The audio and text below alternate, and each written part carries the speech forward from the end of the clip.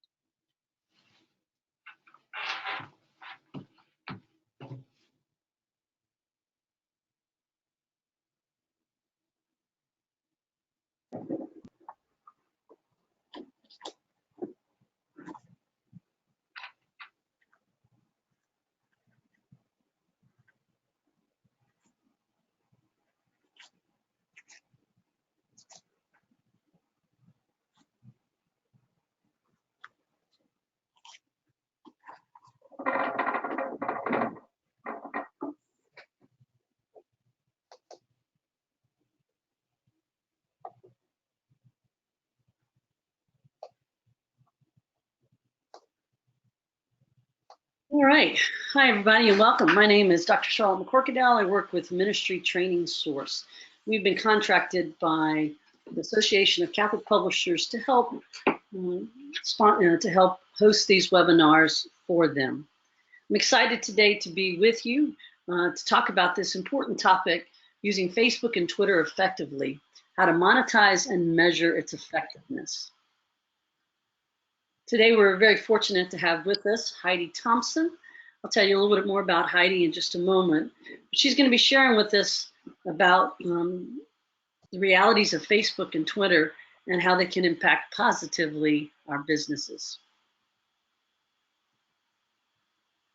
So just a few housekeeping notes as we get started. As standard with most webinars, the audio and video of participants will be muted.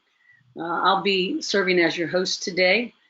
During the presentations, I'll mute my own audio and video as well. However, I'll be monitoring the chat. You're welcome to use the control panel, the chat in the control panel, to talk amongst yourselves, to post questions there. And I'll be inviting Heidi at different points to comment on those. At the end, we'll also have time for questions and answers. Upon completion of the webinar, GoToWebinar automatically load a short evaluation for you, and as well as send you a recording of the webinar. In the webinar panel as well, you'll see that there's a handout. A copy of today's slides is available. You can only really download that when the webinar is in session, so I'd like to invite you to do that as soon as you can. All right. So let us go ahead and take a moment to pray and center ourselves this day on our loving God. As we begin, in the name of the Father, and the Son, and the Holy Spirit, amen. As many of you know, right now the Synod on Young People is happening in Rome with the bishops and with the Holy Father, Pope Francis. And so we thought today we would pray this prayer as part of our time together. And so we pray.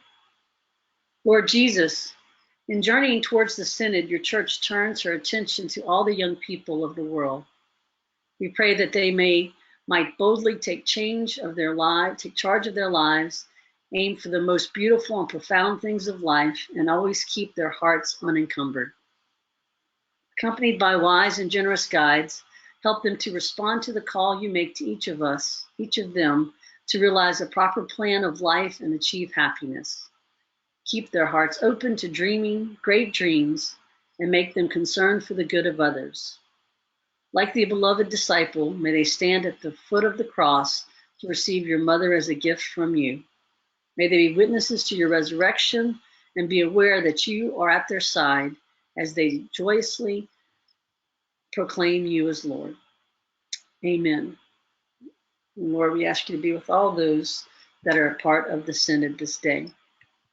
So as we start our webinar today, I'd like to do a few polls to get started, and then I'll introduce our presenter. First of all, I'd like to invite you, if you could, to type into the chat your name and your organization and where you're from, where you're participating from. If you could also type in one sentence, maybe a question that you hope that Heidi discusses today. And I'm going to do a couple of polls here just as we get started, just so that Heidi can have a sense of it, of how you use social media. I was wondering if you could take a moment to complete this poll. Please check all of the social media tools that you or your company use. So Instagram, Facebook, Twitter. You could take a moment to complete that, and then I'll share the results. Wow, so this is great, Heidi. It looks like we have 100% of the folks use Facebook. So you'll be talking about that. That's awesome. With another large percentage using Twitter, followed by Instagram and LinkedIn, and no one uses Snapchat. I guess that tells you a little bit about our age, maybe, or about safe environment policies. Let's take a look at one more poll here, just to get a sense how you're participating in today's webinar. If you're doing it by yourself, well, we know some companies gather their staffs to watch these webinars together. So if you wouldn't mind letting us know if you have more people than that gathered. And again, you can feel free to type in the questions for everyone. So it looks like the majority of folks are watching it by themselves at their computer, with some folks actually doing it with their organization. All right, and so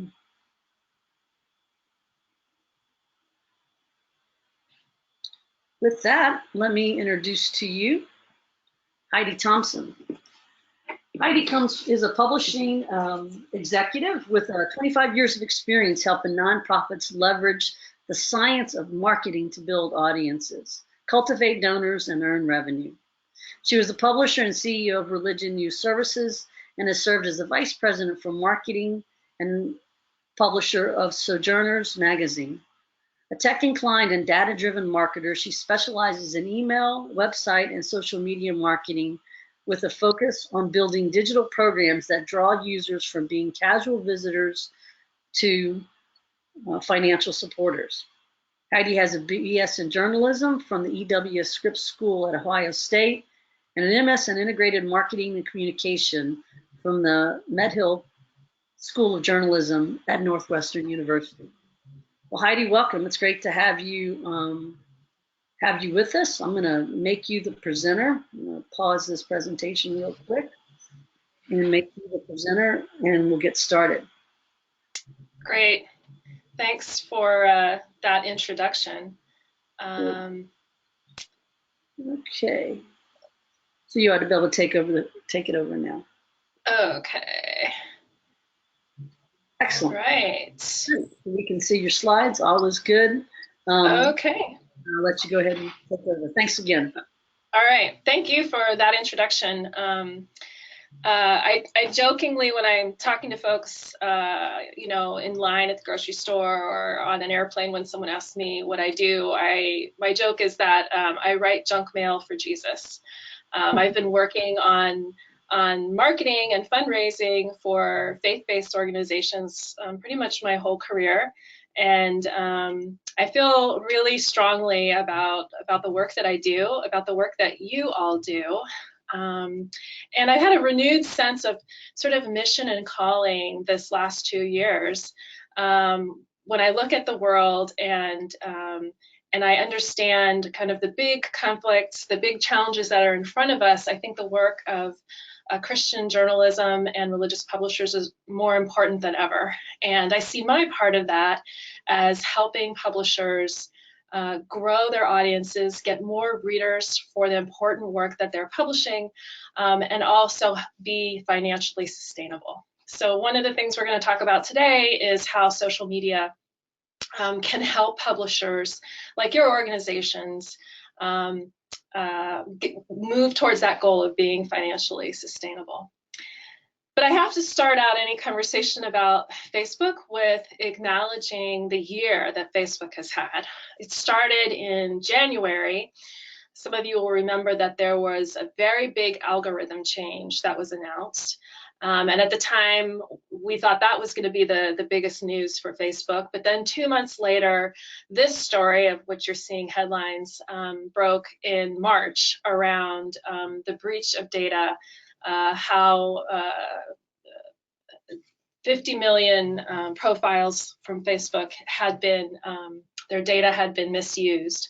And since then, we have kind of had a collective freak out about how to use Facebook, whether it's a tool that we can use. There's been big changes in how users think about Facebook.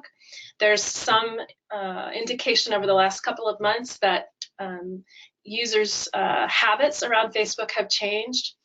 But even with all of the negative news and the concern that we're hearing about with Facebook and security, it's still the most used social media platform in the world, and definitely in the US.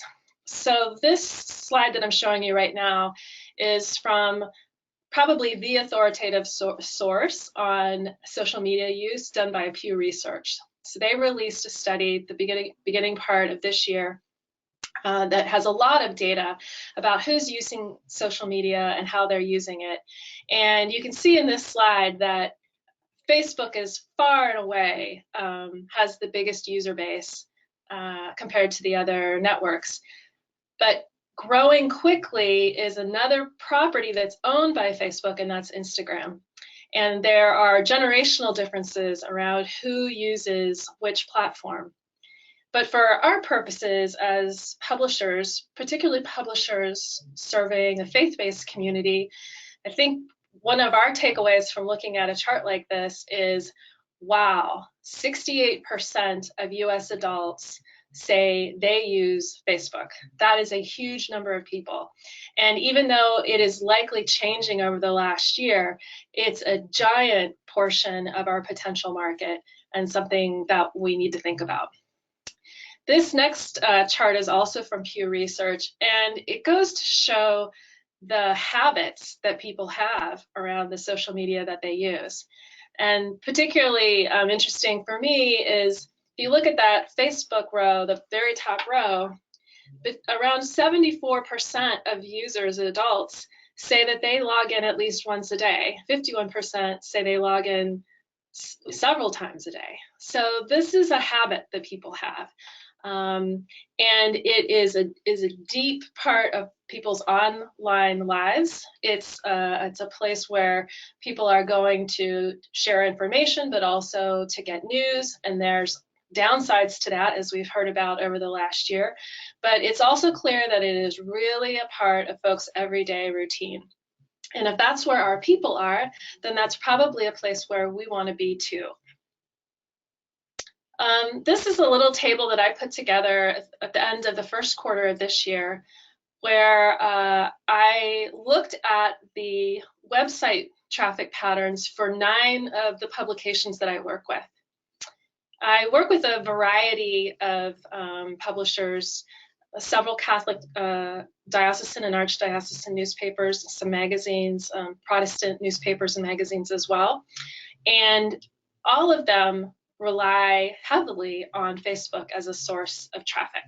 So you can see the blue bar kind of indicates how much of their website traffic they were getting from Facebook just for the first quarter of this calendar year. And the one that's on the low side is publication number 9, with about 10% of their website traffic coming from Facebook. But if they had to replace that 10% tomorrow, how would they do that?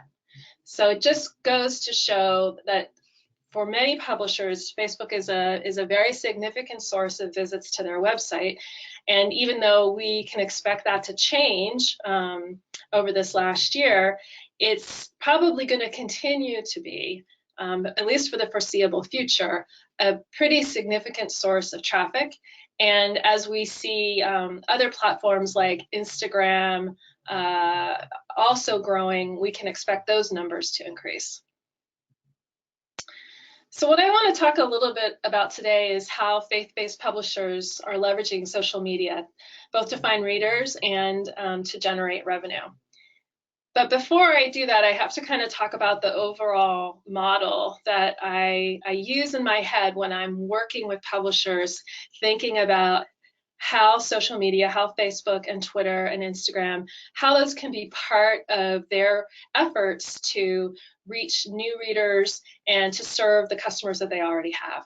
And so the mental model I have in my head is of a virtuous circle. And it starts with people who are strangers to your brand. They may not know really anything about you or only know about your organization out of the corner of their eye.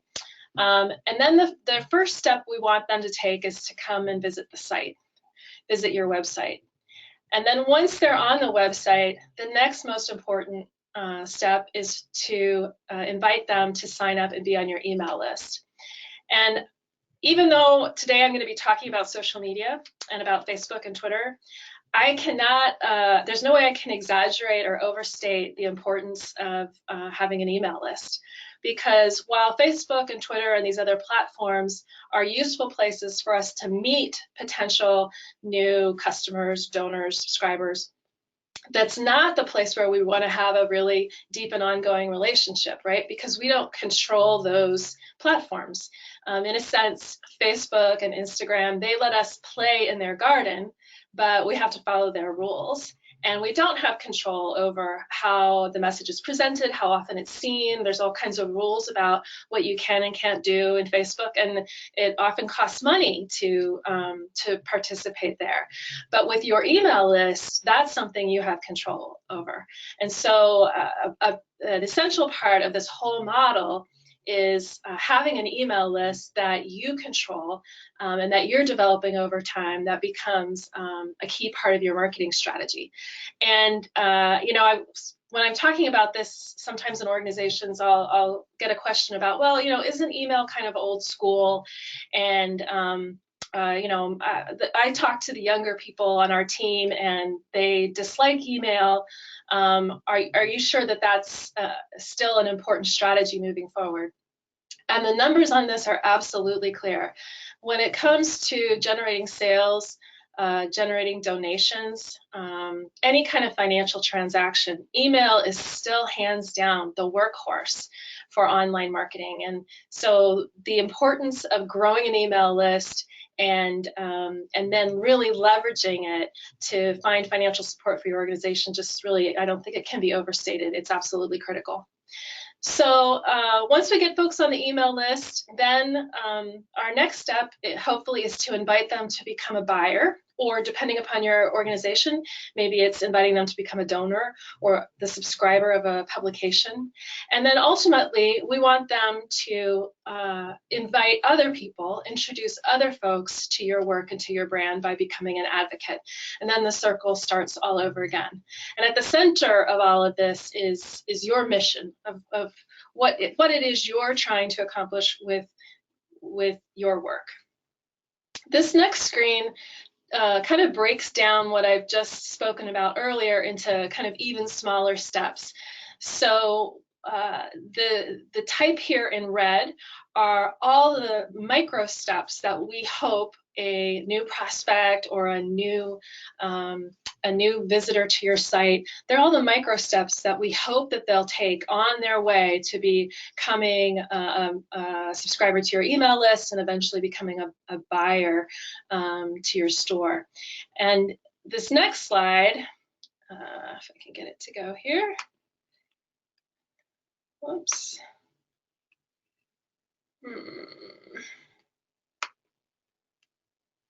Whoops, having a problem here. Hold on, folks.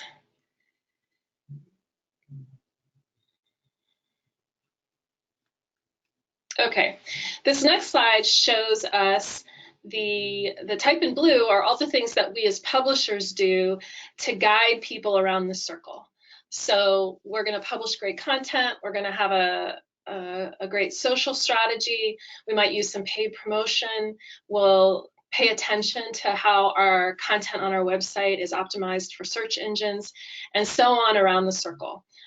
These are all the things that we do to try to lead people from one step in this circle to the next. And the whole time, we're always looking for the folks who are most enthusiastic about our work, who are most passionate about the work that we're producing, and who are ready to move to the next step. And we're trying to set the table so that it's easy for them to take that next step. All right, whoops. Okay, and then when we put it all together, we get something like this. And this just shows you, it's the stages of the circle, which we talked about first. The type in red are all the things, all the steps, baby steps that we hope folks will take as they engage with us. And then the section in blue in the middle are all the things that we as publishers are going to do. And so this is really kind of the mental model that I use in working with publications and publishers and thinking about how are we going to find readers and revenue online, and then where does social media fit into this picture? And it's tempting when we're thinking about any of the social networks to kind of jump right to that buyer section of the virtuous circle, to think that we can go right there, invite people to purchase our products, and immediately see some return on our investment. But actually what we know about the nature of social media is that it's highly relational. And so to be successful, we actually have to start much further back on this cycle in order to see benefits from it. So social media platforms like Facebook and Twitter can be a great place to find strangers and get them to visit our site for the first time. And I'll talk a little bit later about how that can happen. It also can be useful for inviting people who already know about your brand to sign up for email. And then it can also be effective at actually closing sales and inviting people to make purchases. But that's generally a later stage endeavor. That social media is going to be most effective at sort of these first two stages of introducing new people to your brand and getting them to your website. So where to begin with all of this? One place that I would encourage everyone to start is just by looking at how much of your site traffic is coming today from Facebook or from other social sources. And almost everyone has Google Analytics implemented on your website. If you're not using Google Analytics, you're probably using another tool. And a way to find this report is to go to Acquisition and then Channels and look at this channels report. And what we're looking at here is this table is showing us how many users during the month of September, because that was the period for this report during last month, how many users came to this website as a result of different approaches, different kind of pathways. So the top one, number one, is organic search. That means how many people came from a search engine.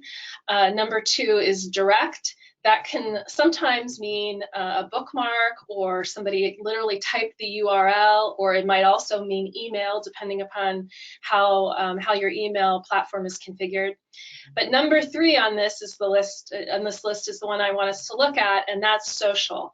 And that includes traffic to this website that's coming from all the social networks, from Facebook, from Twitter, from Pinterest, from all the different sources. And it might be hard to see, but it's counting the number of users, which in this case was about a little over 15,000 users last month came to this website via social channel, which was about 16% of all the visitors to their site. And that's an important number because it can help you think about, is there an opportunity for me or for my organization? Like, do we have a significant people coming to our site already from social? And I would say it's fairly typical for that number to be somewhere between 10 and 35%. If it's much less than say 10%, then there might be an opportunity there to start something new. That there might be ways to optimize or improve or even start a social media program as a way of introducing new people to your brand. So this is just a kind of a simple first step that you can take to think about how much traffic am I getting right now from social, and what could be the opportunity for us. Once you've done that, then there will be questions about the strategy, how to use social media for your organization. And often when I talk with organizations, honestly, the most common response about social media is, well, we're not putting a lot into it, so we don't expect a lot out of it. So that's probably the most common response. But second to that is what I sort of have jokingly called the new holy war. And that is the question around, what do we use social media for? Are we using it to engage people and build a community? Or are we using it to eventually monetize our relationships? In other words, to develop financial supporters, whether they're buyers or subscribers or donors, out of our efforts on Facebook. And I would argue that it's both. On social media, you can't but help focus on engagement, because that's how you get in relationship for the first place. So that's absolutely kind of the bare minimum. You want a social media presence that's engaging, that's getting people to interact with each other and with you as an organization. And that can look like things like likes and comments and sharing, but it can't stop there. And I think that's the place that I see the most opportunity for the faith-based organizations that I work with, is that there's often someone in the organization who's paying attention to Facebook and Twitter and Instagram, but they're purely focused on the engagement. They're purely focused on, well, how many likes do we have, or how many shares do we have, and not thinking through to how are these relationships going to impact our bottom line? How are they eventually going to lead to someone who is going to become a buyer or a subscriber or a donor? So that's why I call this a little bit of a holy war, because this is often in an organization that has been working on social media, there can often be some internal dialogue about what the purpose of that Facebook or Twitter or Instagram strategy, what's the purpose of that? How is it serving the organization? And my take on this is that it's both, that we're both about building relationship with our current and prospective supporters, but we're also about driving that relationship to something that's financially supportive for our mission. So I think I'll just stop there for a second and see, Charlotte, are there any comments or questions that have come in so far before I move on to the next section? Well, we did have one at the beginning here. I'm just going to get to it. Sarah said that she's been doing social media for a decade plus for various purposes, and she's interested in learning more since this algorithm and the uses have changed so much in the last few years, especially with regards to Facebook in particular. It seems to be a tough nut to crack, especially regarding organic growth and reach. So. Is that what you're going to be talking about next, is how to utilize the ads to get out for that reach? So that's one of the things we'll talk about. I can just add one note to that. The algorithm change that the commenter is referring to was an announcement in January this year, that Facebook was changing the way it prioritized content in the news feeds of its users, and that Facebook announced that they were going to prioritize content from family and friends of users over content provided by brands or businesses. And some pages, some brands on Facebook have really seen a big decline over the last year as a result of that, but not everyone. I'm also working with organizations that have actually seen their Facebook reach and the Facebook traffic that arrives on their website actually increase over the last year. So I think it depends a lot on the type of content that you're sharing, and how your particular audience, and it'll be different for every organization, how excited they are about the things that you're posting on Facebook. If you're posting content that your folks are very excited about, then your organization is going to be less negatively impacted by this algorithm change, because Facebook has said they're very keen on keeping users on the platform, keeping them engaged, and they're going to prioritize and reward pages and publishers, and this even extends to ads, who contribute content that users are really excited about. And we'll see that a little bit in this next section as I talk about the playbook. All right, great, thanks. That's all we have for now. Okay, great. So in this next section, I just want to give a couple of examples about how some people that I've worked with over the last year have used paid Facebook ads for their business. And not all of these examples are going to fit. I mean, everyone's audience and their business goals are different, right? But I learn the best from examples, both good ones and bad ones, which is the strategy that I'm following here in this next few slides. Before I get started, though, I have to talk about some lingo that I use. I tend to think about audiences on Facebook in kind of three categories. That cold audiences are folks who I would say have never been to your website. They may not know you. They're probably new to your publication or your store. They're cold because they're sort of distant. They don't know enough about you yet. A warm audience, I would say, are folks that have maybe visited your website or your store, maybe they've followed your page, maybe they've even signed up for your email list, but they have not made any kind of financial transaction with you yet. So they know who you are, and they might even be in some kind of relationship with you, but they have not purchased or subscribed or donated to you yet.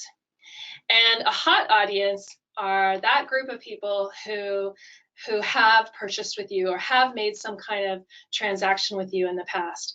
And I would even include people that could have been, as long as a couple of years ago. Clearly, they know who you are, and they were excited enough about your work to pay you for something at some point. And so that puts them in the hot audience category. And the reason why this matters is, as we think about tactics on Facebook, some of these are good for cold audiences when we're just trying to introduce someone to you, and some of them are going to be good for hot audiences, people who clearly already know you and love you.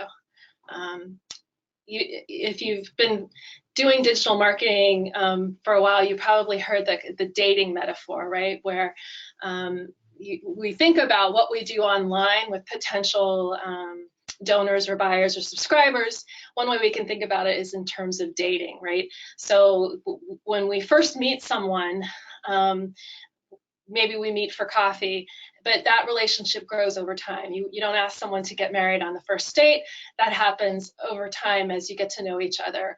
And there are elements of that we can think about as we develop online relationships with prospects for our organizations. So this first play is just a straight up offer. It's a subscription offer. So using paid Facebook ads to invite folks to purchase a subscription to a periodical.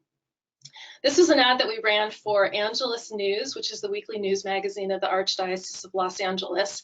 And we showed this offer, which was a pretty soft offer, right? It was a special offer we ran during Lent, get 7 issues for $1. And we targeted on Facebook warm audiences. So we used Facebook's targeting tools to upload their email list.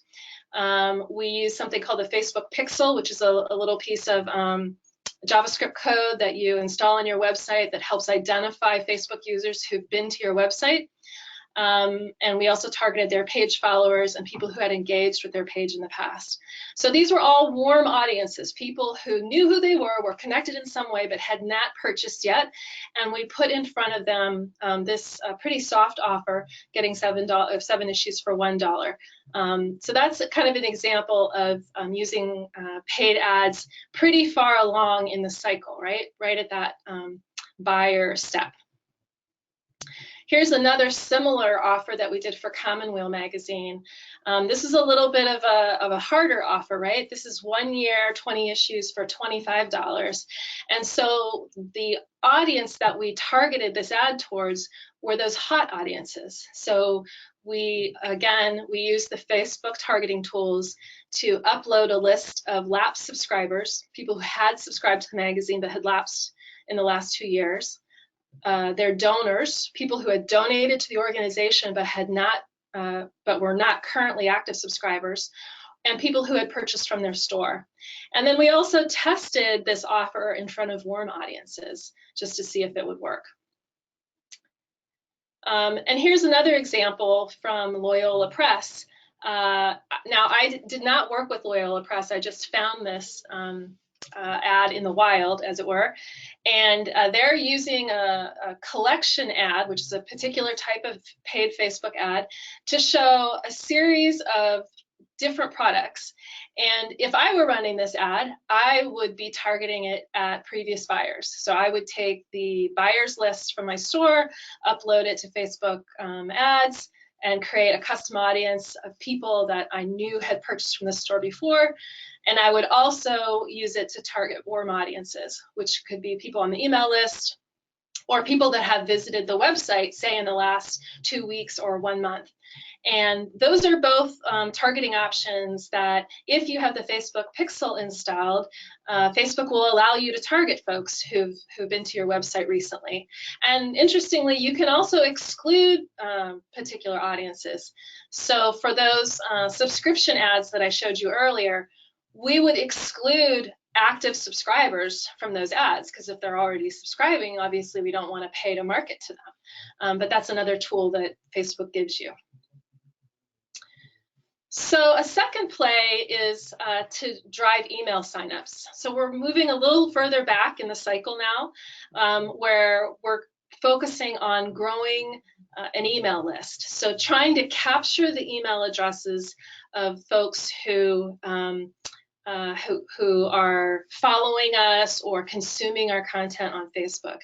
And so this is an example from the Living Church. They had a story that was doing really well in terms of driving people to their website. So this is a screenshot of some of the metrics that you get when you do a post. And one of the things that we noticed was that it was generating a lot of clicks back to their website. So you can see I circled that in red.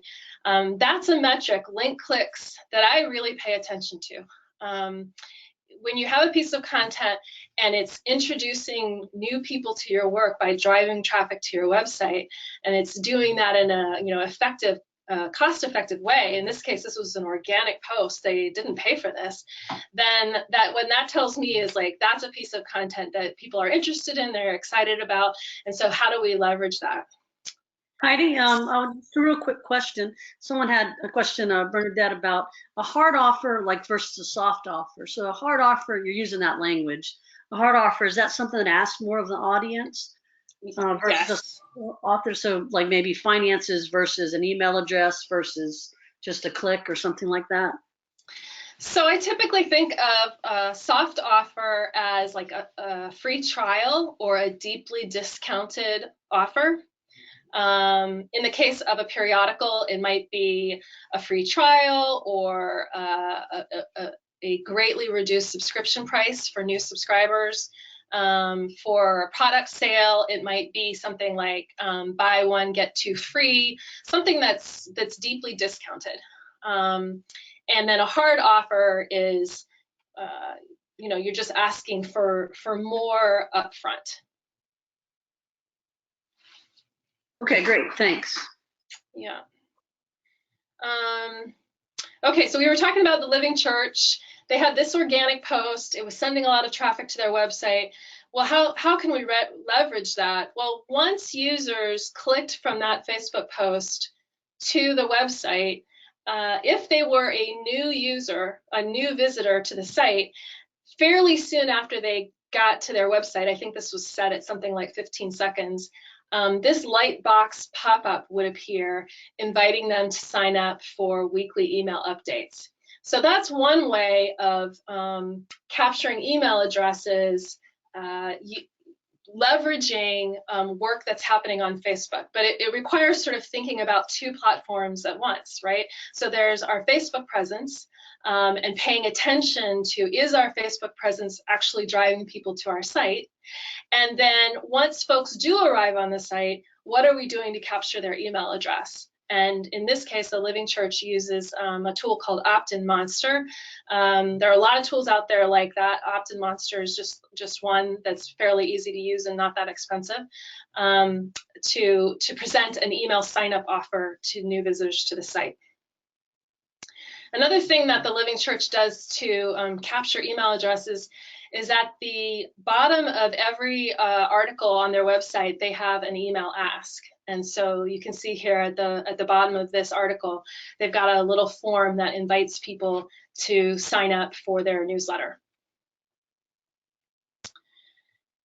Now, once folks are on their email list, then the Living Church sends out a promotion twice a month. Once a month, it's for their magazine, and that's what we see here. This is a screenshot of the an email promotion that goes out once a month to their entire list.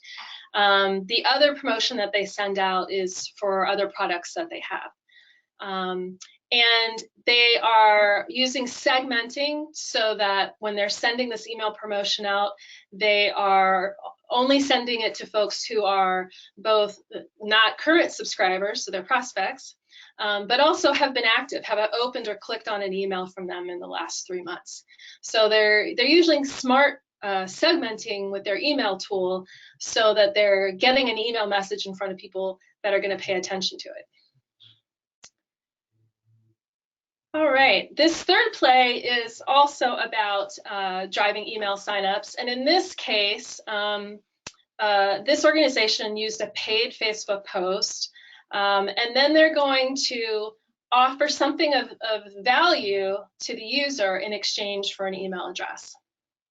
So here, this is Church Health Reader, which has an online store and sells resources for nurses and other healthcare workers that serve congregations or faith communities. And this was an organic article about how congregations can support caregivers. Or I should say it started out as an organic article. So they posted it for free just to their page, and we quickly saw that it was very popular. It was getting a lot of shares, and it was getting a fair amount of clicks. And so we decided to create a paid ad version of this post and put it in front of new people who didn't know about Church Health Reader, as a way of introducing them to the brand. So we created a lookalike audience. That's an audience that Facebook will create for you based on a seed audience that you identify. So when I say seed audience, I mean you could do something like, you could upload your list of current buyers, and let's say there's 5,000 people on that current buyers list. And then you could ask Facebook to create a lookalike audience, in which case they will upload your list and then analyze it, and then go look for around 2 million people who look similar to those folks on your buyers list. And we don't know exactly how they do that. They use an algorithm to do that. But they're looking for people who maybe share similar interests or similar demographics or similar online behavior. And that's a lookalike audience, and it can be a very effective way of finding people who might be interested in your brand. So in this case, we used a lookalike audience from their email list. And then we also built interest audiences. And an interest audience is using some audience targeting tools that Facebook provides. You can do things, and I think in this case we said, we're looking for women who are interested in some of the mainline denominations, Methodists, Lutherans, Presbyterians, and Episcopalians, who also work in some kind of healthcare field. They're a nurse, they're a doctor, a medical assistant, that kind of thing. And we created an interest audience out of those prospects, and then we tested this message with that audience. We also showed this ad to warm audiences, so people who had visited the Church Health Reader website before, who had followed their page, or who had engaged with a post in some way. Once folks clicked through from that post, they got to a page that looked like this.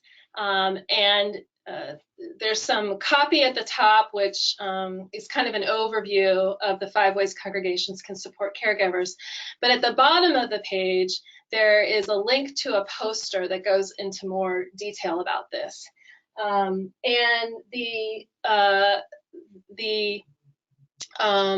When you click on that link, you actually get a request to provide your email address in exchange for the poster.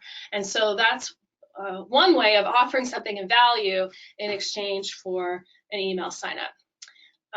That's what the box looks like. When you click on the link, you get this box that says you can download this free flyer by signing up for the Church Health Reader newsletter. The other thing that Church Health Reader has set up is an autoresponder subscription offer. So that means whenever somebody new joins their email list, they automatically get sent a subscription offer to subscribe to the magazine at a deeply discounted rate. So this is another example of a soft offer that goes out immediately to folks when they first join the email list. And we found that this is actually one of the most, the highest response email marketing efforts that we run. Because when people sign up for your list, that's sort of when they're most interested in what you're doing. And so we've seen response rates as high as 1% to this offer. This next play is also about driving email signups.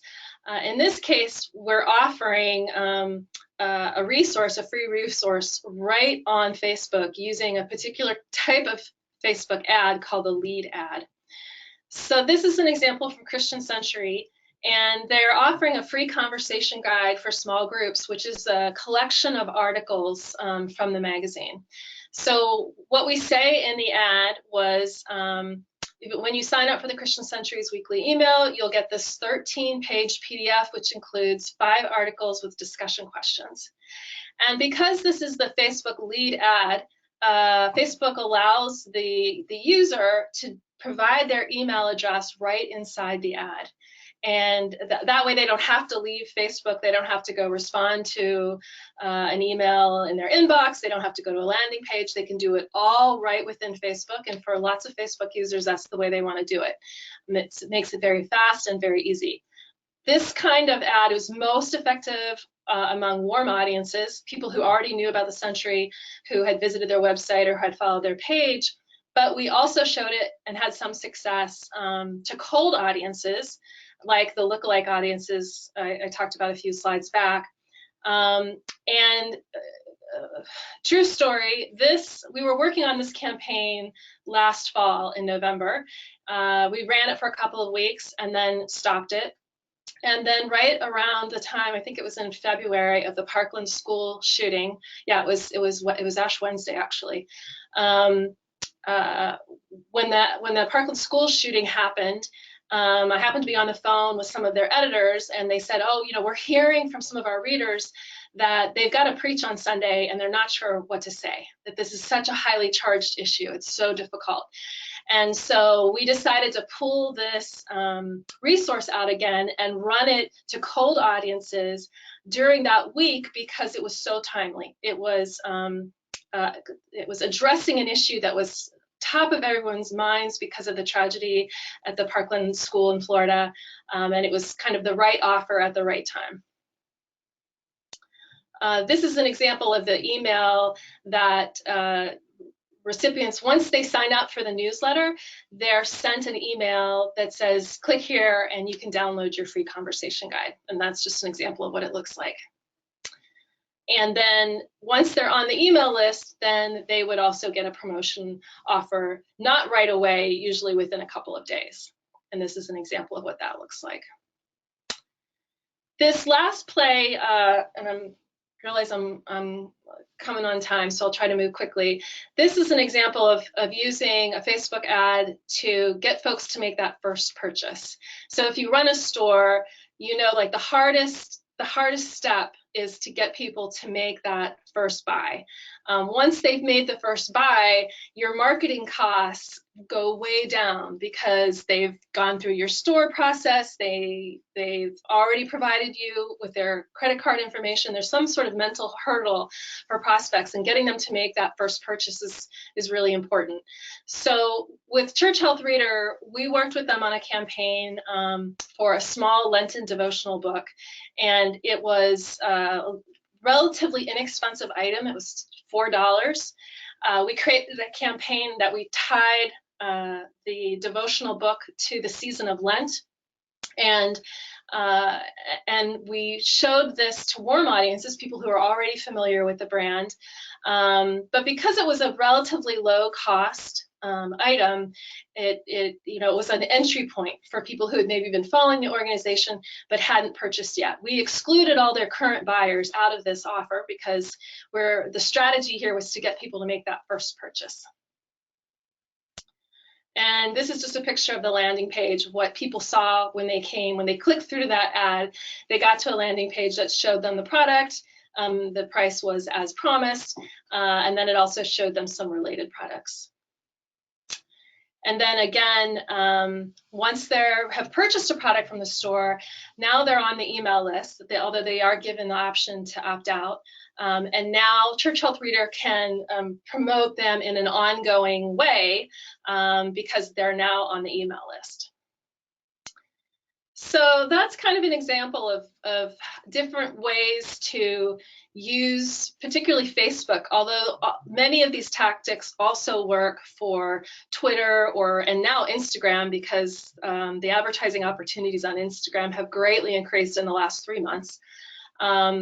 By focusing on a particular stage of this circle and then kind of zeroing in on what's the step that we want the reader or the potential buyer to take, and then using Facebook ads and posts to drive that behavior. So here are just some questions that you might think about asking your social staff.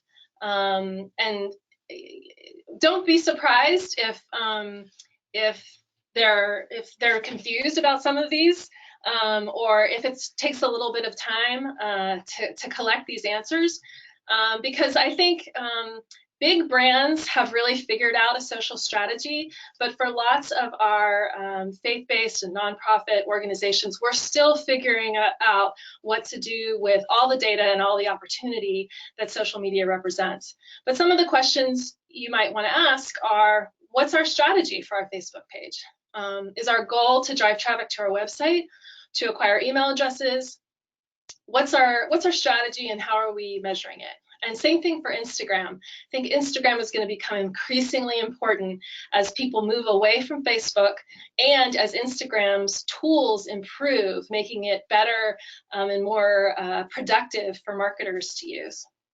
Another question would be, how much of the traffic from all social sources last month came from social? And then really zeroing in and looking at, is most of it coming from Facebook? What percentage is coming from Twitter or Instagram or other channels?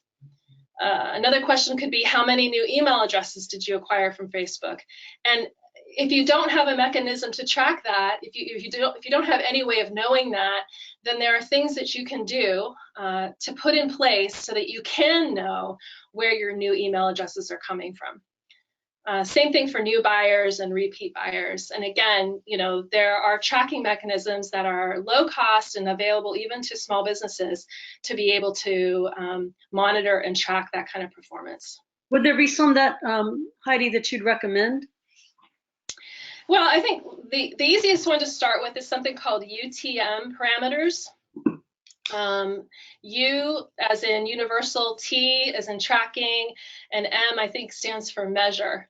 But they're called UTM parameters, and they are strings of code that you add onto a URL.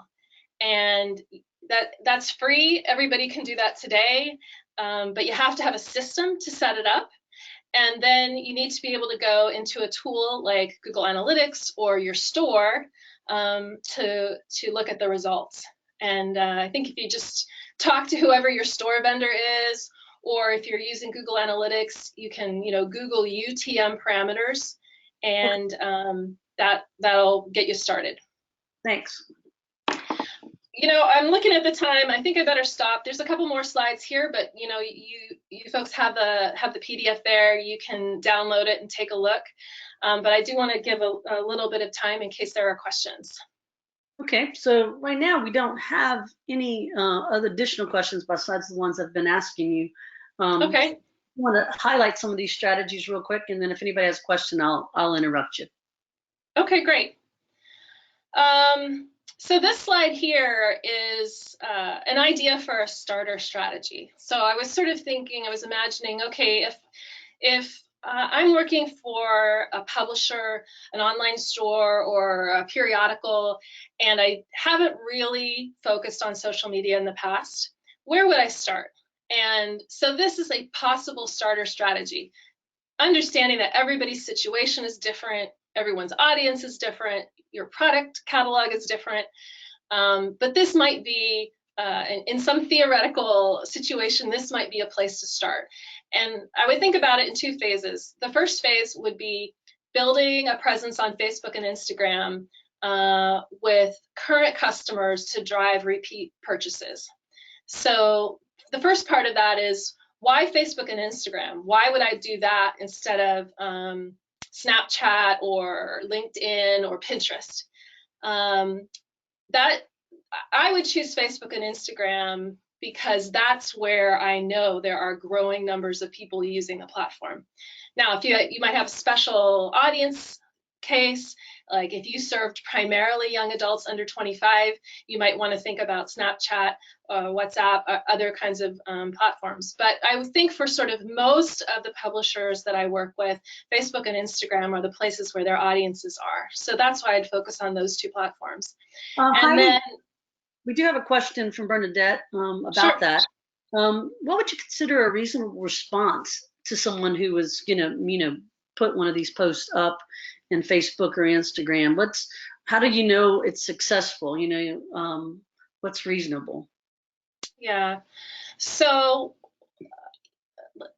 if we're thinking about an organic post, so let's imagine that you have a Facebook page for your store, and you've made an organic post, and maybe that links back to your website where maybe there is a review of a new book. One way to evaluate that is if you go to the Insights tab in Facebook for your page. So Insights is the section of the Facebook platform that gives you data about how your page is performing. You can go to Insights and then look at all of the posts. And then there's a toggle in there that allows you to see how many clicks, how many shares, and what the engagement rate was for that particular post. I would look at engagement rate. In fact, I do this every morning. I sort of jokingly call it, I'm checking my traps. I go to the page, I look at the Insights tab, I switch that toggle so it shows the engagement rate for each organic post that's been made in the last, say, 72 hours. And then I look for posts that have an engagement rate of 10% or above. If a post has an engagement rate of 10% or more, that's a winner. Okay. And so that's a post that I want to do something with. I either want to post it again, or maybe I want to turn it into an ad. But if it's getting engagement of 10%, no matter how big your followership is, that's a winner. That's great to know. We have another question from Mara. Do you have a sense of what most Christian publishers add budgets for our Facebook? I mean, what's the smallest amount that can produce some real results? So if they're just kind of starting this process, what kind of budget should they, do you think, exist mostly? And then what should they budget? What's a minimal amount? Yeah, I can't answer the question of what typical ad budgets are. I don't have enough information on that. However, I can say that it actually doesn't take a lot of money to get started or to learn something. So one way to think about it is, let's say if your goal is to drive new traffic to your website, you could ask for a budget of, say, $200 to $300 a month for, say, 6 months, and run an experiment. So for 6 months, we're going to spend $200 a month on using paid advertising to try to reach new people who are not in our orbit already and invite them back to our website. So that's a relatively limited investment, right? $1,200 over 6 months. And you can watch that over those 6 months and have pretty clear data at the end of it about, were we successful in getting new people to come to our website? And as a result of that, did we see some growth in our email list and in our sales? Now, Okay. that would be a kind of a beginning place to start. Excellent. We have one more question, and then unfortunately we really are out of time. But when would you choose to use Instagram over Facebook or Twitter? Yeah, this is a really good question. It's a very smart question. So your mileage may vary, but this is how I think about it. If I have a piece of content that is extremely timely, that it might be a new product announcement, or it's a product that is covering a topic that is in the news, that is a good candidate for Twitter. People tend to go to Twitter to talk about trends, to talk about news, to find out about news. That's a great place for Twitter. It may also work well on Facebook. But Facebook tends to be a network where people spend more time. They're there to look at, the pictures from their children's or from their friends' children, pet photos, to catch up on the news, and they tend to engage in content that has a little longer shelf life. And that is maybe doesn't have to be as hard news oriented. And as far as Instagram, you really don't have a chance on Instagram unless you have a really strong photo or strong video. Instagram is completely visual driven. So it requires having a great photo or illustration or video of the product or theme that you're talking about. If you've got that, and they don't have to be, it's not that the subject has to be beautiful. You could have a great photo of a book cover, I think, but it's got to be high quality, right? But that's the only way it works on Instagram, because it's a completely visual driven network. And the other thing to know about Instagram is people are still learning to click out of Instagram to go somewhere else. That's still a relatively new option and behavior. Whereas they're used to that on Facebook. On Instagram, that's still a relatively new thing. I think that's going to change over the next 6 months. But for now, if you post something to Instagram with a link back to your website, you're not going to see anywhere near the response to that you will on Facebook, because people are still learning how to use that function on Instagram. Okay, that sounds great. And then I'm going to take the screen back from you just so I can get to the next slide, if you don't mind. And we'll let folks go ahead and finish those strategies out themselves. But here's one last question for you while I make that switch. It's from Bernadette. When uploading our customer list to create a custom audience, what do you use? I mean, what's the process for doing that? Right. So step number 1 is to create a business manager account for your business. And that'll allow you to manage different pages and different users and different assets, including a customer list. Once you've set up a business manager account, there's actually an option called audiences. and you'll go to audiences, and there's another option that's called custom audiences, and they'll walk you through the process of uploading. I think it has to be a CSV file, in which you can upload a CSV file that has, I think, name, first name, last name, city, state, zip, email address, very important, and maybe even phone number if you have it. The more fields that you give Facebook, the more likely they are to be able to match people on their platform. Okay, great. But That's helpful. Well, thank you so much, Heidi. We appreciate your insights. Wish we had more time to be with you, but unfortunately we've come at the end of our hour. I want to thank everyone for participating in the webinar. Just to make note, our next webinar is January 9th, and it's a two-part series on young people, which will be real timely now with after this synod on young people that's taking place right now. It's with Dr. McCarty, Bob McCarty, engaging young people in the church. Where are the touch points? Again, Heidi, thank you so much for all the insights today, and thank you everyone and for that. And as soon as we close this out, you should have an evaluation that comes up. Thanks everyone, and see you in January. thanks all. Thank you.